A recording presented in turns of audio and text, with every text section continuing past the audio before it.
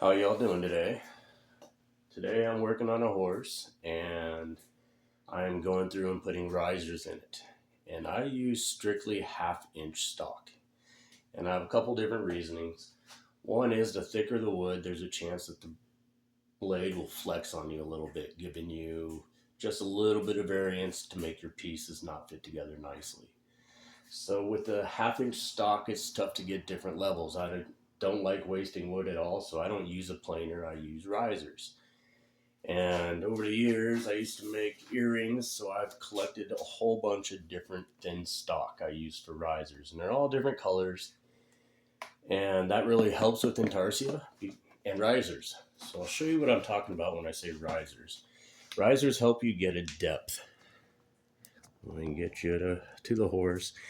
If you notice, there's different levels to help you get the 3D look, and this is risen right here. So I achieve that by putting a piece of plywood or a different thickness of wood on the bottom of it to make it rise a little bit higher.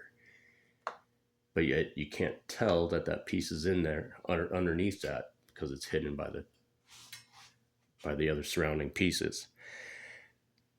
I don't like that huge drop off there. That's a 1/16 of an inch difference, and it looks kind of funky. So I'm going to raise this piece as well, and I'm going to raise that by using, this appears to be maybe a 1/16 of an inch, and it's just going to raise it up just that much. And I'm just going to glue that to the back of this piece here like so, and that will rise it up to give it the depth I'm looking for. And I'm just going to drop that in there to see if it's the thickness I like.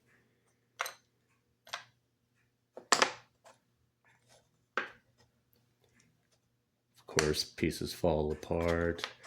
Simple dab of glue stick will fix that. But see how that rise isn't or drop isn't as severe now, and it looks more real. That's my secret for the day.